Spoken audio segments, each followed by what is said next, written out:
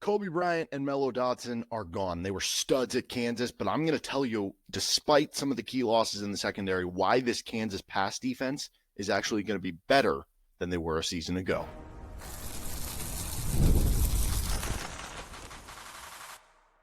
You are Locked On Jayhawks, your daily podcast on the Kansas Jayhawks. Part of the Locked On Podcast Network, your team every day. What's going on? Derek Johnson here. This is Locked On Jayhawks. Thanks for making it your first listen every day, and thank you to the everydayers catching each and every episode of the show. We are free and available anywhere you get your podcast. That includes on our YouTube page, where you can like and subscribe to the show. And on today's edition of LOJ, we're talking why this Jayhawks pass defense could actually be improved from where it was a season ago, despite some of the key losses. Players like Cobee Bryant and Mello Dotson, who were highly decorated, awesome players at the University of Kansas. But we're going to tell you why the some of the parts might actually make it better for this year for KU. We're also going to get into the most important games for KU football this season and rank all 12 of their games by importance on this season. Today's episode of Locked On Jayhawks is brought to you by Game Time. Just download the Game Time app, create an account, and use code LOCKEDONCollege for $20 off your first purchase with Game Time. Okay, let's start right there. So why I think the Kansas football pass defense is actually going to be better in 2025 than it was in 2024. And it does sound insane when you're talking about it because you look at last year's roster. If you're just looking at this from a personnel perspective, you say, oh, we have Cobee Bryant, who's a three-time first-team All-Big 12 performer at Kansas. We have Mello Dotson, who's a multi-time All-Big 12 performer. And both those players, garnered some national recognition throughout their time at Kansas as well. If you want to extend past the corner position, you're talking about at safety, having Marvin Grant, who was, like a 5-year starter at the college level, 3 years at Kansas. You're talking about O.J. Burroughs, who was like a 3-year starter and a 4-year player for Kansas at the other safety spot, right? You're talking about guys who were backups on last year's team, who were rotational players for last year's team, who are now maybe going to be playing bigger roles on this year's team. So from a personnel perspective, you look at all that and you say, oh, you lost all those key players. You lost all that experience in the secondary. How are you going to be better than where you were a season before? And I want to make this clear. I'm not saying that this team is going to have more talent in the back end. I know we just did our episode talking about more talent overall for the Kansas team. I don't know that they're more talented on the back end, although maybe they do end up being similarly talented because they've recruited the corner position especially very well for Kansas. But, from an individual player accolade perspective, no, they're not going to match where last year's team was. But I think the production, the overall output for the KU pass defense will be better because despite having some of those key players, the KU pass defense was not it wasn't a strength on last year's team statistically, right? And I don't think that was because if you look at it statistically, if you look at the coverage numbers that Cobee Bryant and Mello Dotson had, they had good seasons at Kansas. So you look at those things and you're like, wait, if they had good coverage seasons, why was the pass defense so bad? Well, turns out there's more than just two guys going out on routes, And the reason why I think it's going to be better this year is threefold. The scheme, DK McDonald, and a stronger front seven. So when you're talking about the scheme, I think you're talking about them being more multiple. With DK McDonald, you're talking about having a different play caller, which that also kind of goes into the scheme because he brings that along with him. And then with the stronger front seven, that helps in a myriad of different ways. We'll get into all those in a second here. But think about this. As loaded as Kansas was with experience and with talent in that DB room a season ago, specifically at the corner position, Kansas finished 115th nationally in quarterback rating against in 2024. In 2023, they were 73rd in quarterback rating against. In 2022, they were 105th. And in 2021, they were 129th of 130 teams. So during the Brian Borland era at Kansas, Kansas's average finishing rank of quarterback rating against was 105.5 in the country. Coverage scheme, play calling, pass rush, all of that stuff, linebacker coverage, all of that stuff matters a ton in pass coverage. It's not just about do you have stud corners. Kansas had stud corners And over those 4 years with Brian Borland, you still averaged outside of the top 100 in quarterback rating against. Now, when you look at DK McDonald at Iowa State, when he was the passing game coordinator and cornerback for a little bit, and then safeties coach at Iowa from 2016 to 2020, they finished 93rd, 102nd, 66th, 66th, and 58th in those 5 years, which the average outcome there is 77th in quarterback rating against. Now, he was at Iowa State when they were kind of still on the come up, but that's still a big improvement from where Kansas is now. What if we look at yards per pass attempt allowed?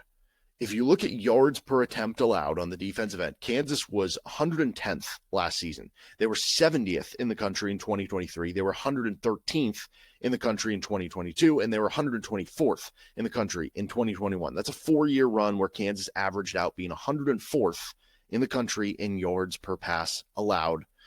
Then you look at Iowa State when DK McDonald was there for the 5 years. They were 74th in 2020, 38th in 2019, 44th in 2018, 71st in 2017, and 72nd in 2016. That's an average 5-year run of 60th. So Kansas, 104th when DK McDonald was at Iowa State. And again, those are the early years of Iowa State when they're still getting things going. 60th is the average. You can see a big difference, a big gap in terms of what was done there between those two programs. And that also shows that Kansas's best season there, 2023, when they finished 70th in yards per attempt allowed per play. The worst seasons for McDonald when he was at Iowa State were 71st, 72nd, 74th. So basically, the best seasons that KU had, the best season that KU had under Brian Borland as a pass defense was equivalent to the worst season that Iowa State was having when DK McDonald's there kind of coaching the DBs. That's why I think the floor gets raised with DK McDonald at defensive coordinator. But again, back to those three things, the scheme being more multiple. And this is part of DK McDonald, right? I think they're going to play more of the 4-2-5 this year, where that's going to help you in general against pass coverage. If you have an extra DB out there as opposed to having another linebacker, that's going to help you in pass coverage. If we're talking about them being multiple, though, and also giving, maybe there's going to be some 3-down looks. Maybe there's going to be even some looks where, it's one linebacker, a safety, and a corner.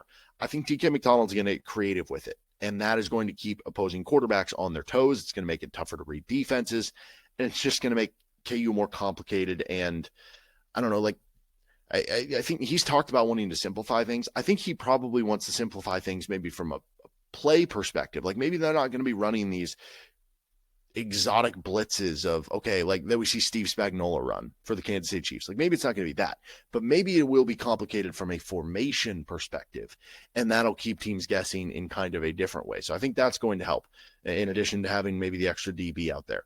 I think having him as a play caller is certainly going to help. It certainly felt like there were too many times, despite the fact, if you don't have the best corners in the world, then I think the way Kansas played defense over some of these recent years where the corners were at times 5-10 yards off the ball, it makes a little bit more sense. The fact that Kansas had Cobee, Bryant, and Mello Dotson and was playing that way and was not playing, challenge man coverage, I thought at times was a little bit silly. I'm not saying you want to do that every play, but I thought they should have done it a little bit more. Maybe you get that a little bit more at DK McDonald. Maybe you get a little bit more blitzing with DK McDonald. That's something that Kansas was never under Brian Borland, a huge blitz team. They started to pick it up a little more over the back half of last year, but that was never a big thing. So maybe that helps too. And then the other thing that I think is going to help them be a better pass defense isn't just about the guys covering. It's about the guys going to get the quarterback. If you can get to the quarterback quicker, or you can pressure the quarterback, it's going to make it harder to complete the passes to the receivers. And so I think Kansas has, I don't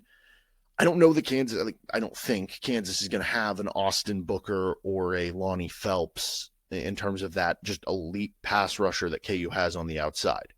But maybe, if you're talking, the top 5 or 6 defensive tackles, you're talking about the top 3, 4, 5 defensive ends. This could be the best 1 through 10, if you viewed it that way, 1 through 10 defensive line, of your top 10 bodies on the defensive line that KU has had under Lance Leipold, the best overall depth there. So that's got to be account for something. We've talked about this could be the best linebacking core that KU has had during the Lance Leipold era. Okay, that's going to make your front seven better, which is A, going to give you a better pass rush. B, it's going to put you in more third and longs, which is inherently going to help you as a pass coverage unit because it's more predictable that you're going against pass. You can dial up one of those exotic blitzes. You can dial up crazy formations. You can bring an extra DB out there because you're not expecting the run. There are different things that you can do by being in those third and longs more often. And if you have better coverage linebackers, which it seems like they have athletic linebackers, that's going to help too. So despite some of those key losses, I don't think they are going to have as good of a player standing in for Cobee, Bryant, or Mello, Dotson, at least not now. Like maybe Jalen Todd eventually, develops into that. Maybe an Austin Alexander develops into being a better player down the road.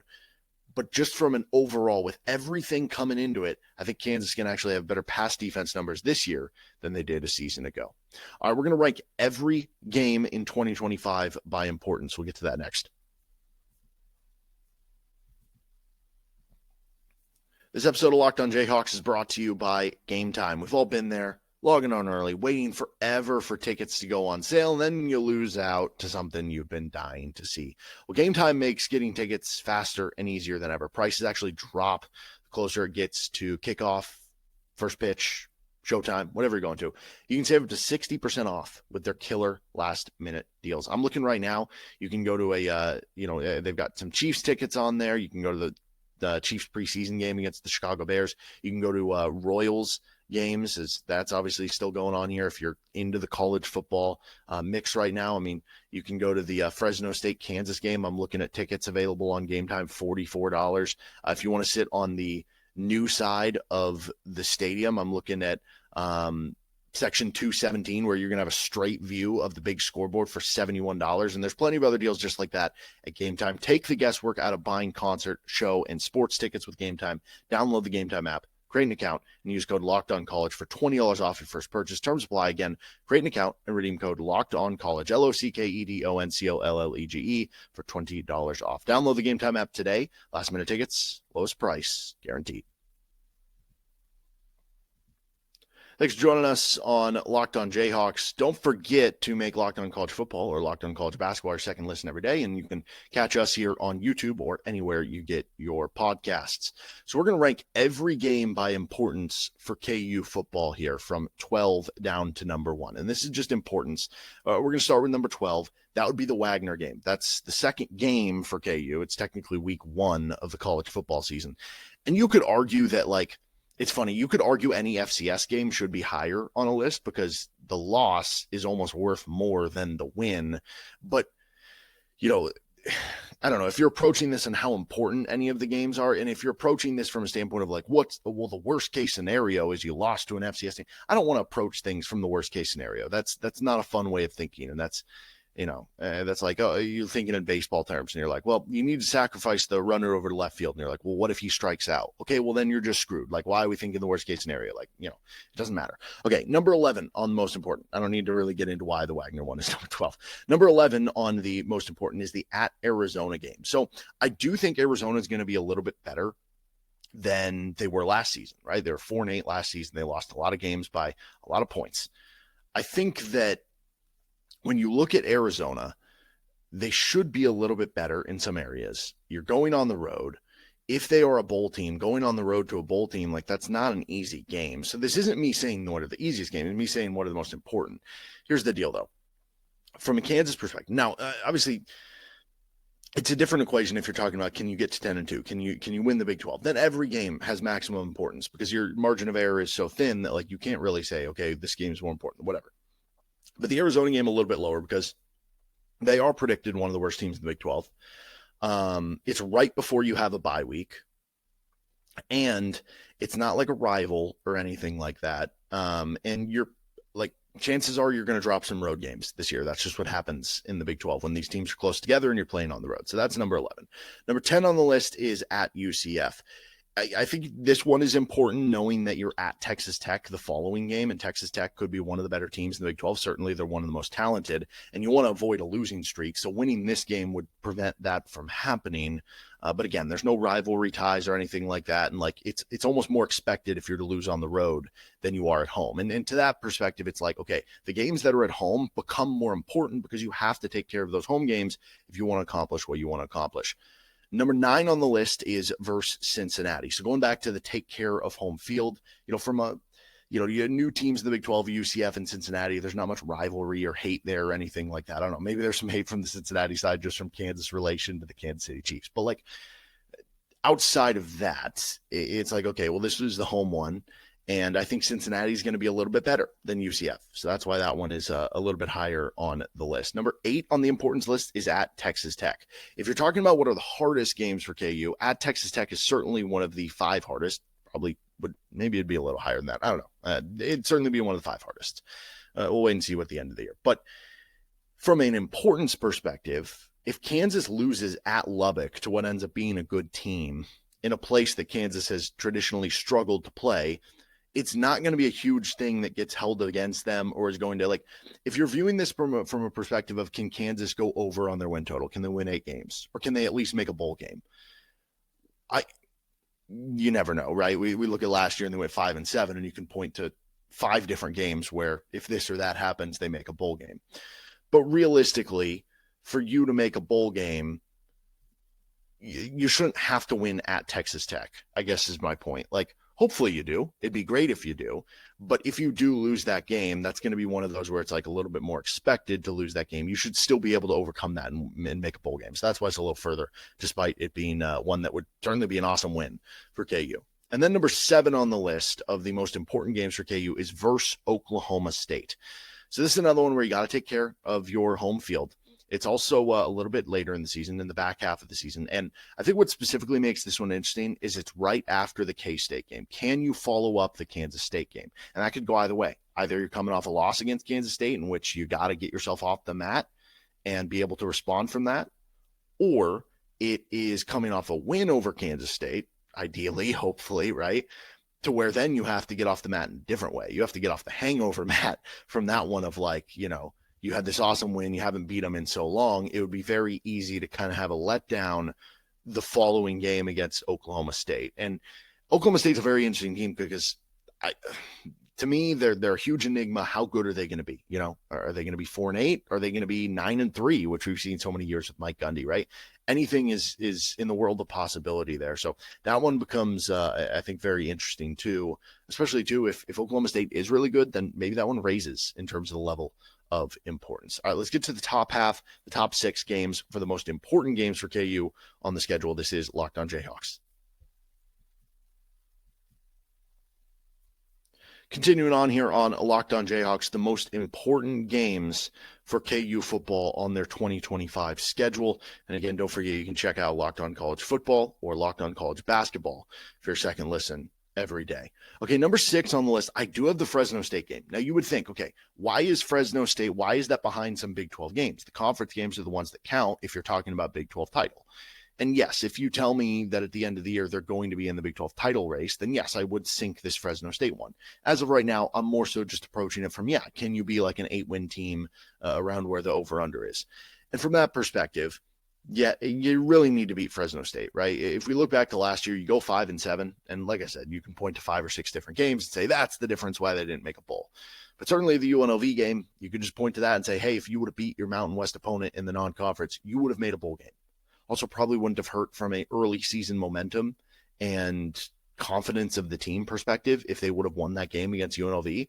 So don't repeat that this year against Fresno State. What adds, I think, to importance of this one, beyond setting the tone for the season, is the new stadium, it being the opener. You have an opportunity to, create a new legacy seems a little bit strong, but start something new at Kansas. Make this a place of winning. And it's not just setting the tone for the season, it's setting the tone for the new stadium. And so the game becomes very important from that perspective, as well as if you lose the game, you might start getting yourself to okay, is this team going to be able to scrap to make it a bowl game? Versus if you win the game, it's okay, all our dreams are still on. We think we can still win all these games.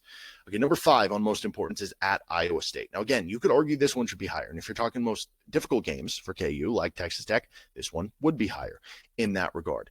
Because Iowa State could be pretty good. It's on the road. It's senior day for Iowa State. But again, going back to the idea of it would make sense if you lost a game on the road to a good team, especially when they're celebrating senior day like this one is at Iowa State. You've beat them 3 straight times. This one would make a little bit more sense. So from a perspective of which games are most important to win, you'd love to win it. It would be a phenomenal win on the season. It certainly would. But that's why it's only in at number 5. Number 4 on the list is versus West Virginia. And it's funny, again, because if you told me, like, okay, you can pick, I probably would take the at Iowa State win over beating West Virginia at home. But it's how these things are connected. And going back to setting the tone and creating that confidence and energy, West Virginia is your Big 12 opener. You would love to start on the right foot against West Virginia. In fact, we saw last year, right? Kansas played at West Virginia to open Big 12 play for them a season ago, and they lost the game. They lost the game in kind of losing it late, blowing it, whatever you want to call it. And that kind of set the tone for the first half of the season and for the start of Big 12 play.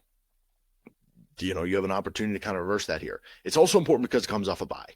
You only get 3 games this year where you're coming off a bye. Take advantage of those games. It's also another home game. Take advantage of your home games. You can hit the ding on that yet again.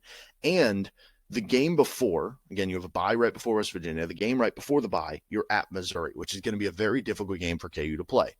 Ideally, Kansas beats Missouri. But if Kansas does lose to Missouri, this would also represent an opportunity against West Virginia to avoid having that early season losing streak, which you so desperately want to avoid early in the year to, again, set the tone and keep the confidence high for later in the year. All right, number 3 on the most important games for KU is versus Utah. Utah is, I think, going to be a much better team this year. They have 2 guys who are being seen as first-round draft picks on the offensive line. They have a rushing dual-threat quarterback. They still had one of the best defenses in the conference in the country last year.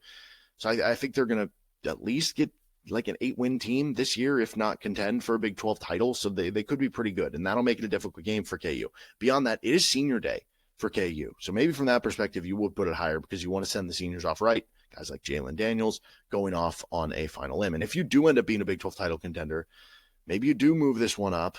It's hard to, the 2 that are left on the list, and those are rivalry games. So it'd be hard to kind of jump over those. But from that perspective, this could be a team in your way if you do end up in that situation. Number 2 on the list, though, is at Missouri. Missouri's KU's biggest rival. So if you wanted to argue at number 1, I would have no qualms with doing that. And certainly it being the first game that you've played them since they were in the Big 12 adds even more importance because there's been such a long layoff. At the same point in time, it does make it that there's a little less hatred, at least for the first one? I don't know. Well, we'll wait and see. I doubt the players will feel that when they go to Columbia there. But I have Kansas State at number 1, and I talked about this on a previous episode. Thank you, the Everydayers, if you already caught it. But the reason I have the Kansas State one ahead of Missouri, we know why they're both 1 and 2. The reason I edge out the Kansas State one over the Missouri one, you've lost 16 straight to Kansas State. You play Kansas State in the conference every year. You need to end the Kansas State streak. You'll get Missouri coming to Lawrence next year. Again, hopefully, ideally you win in Columbia anyway. But with Kansas State, the streak needs to end now. It's been too long, and especially how the last 2 years have gone. You need to reverse your fortunes this year. Like, that needs to be a thing that happens for KU this year. So Kansas State 1, Missouri 2, Utah 3, West Virginia 4, Iowa State 5, Fresno State 6, Oklahoma State 7, Texas Tech 8, Cincinnati 9, UCF 10, Arizona 11, and Wagner 12. Most important games in that order for KU football this season. That'll do it for this episode of Locked On Jayhawks. You can find our show anywhere you get your podcast, including on our YouTube page, where you can like and subscribe to the show. And we'll see you next time on another edition of LOJ. We're going to be talking a little KU basketball off-guard preview with Cole Rosario, Jaden Dotson, and the likes. We'll also be breaking down the quarterback room for KU football in that episode. So make sure to subscribe to the show on our YouTube page and anywhere you get your audio podcast. See you then.